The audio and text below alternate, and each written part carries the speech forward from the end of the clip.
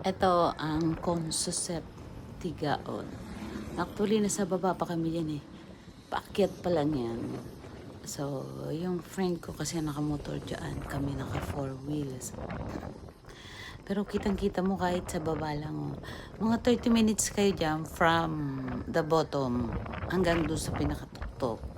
Pero talagang yung ano kasi, yung kalsada, napaka para kang umaakyat ng Baguio. Kaya tinatawag nila yung mini Baguio ng Ocampo or ng Tigaon.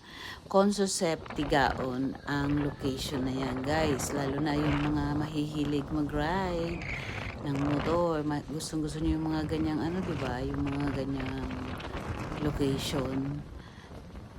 Parang sa Antipolo, 'di ba? Pero ito, ang difference ito is paakyat yan talaga, as in paakyat, parang paikot. Na-imagine niyo yung sa zigzag na paikot.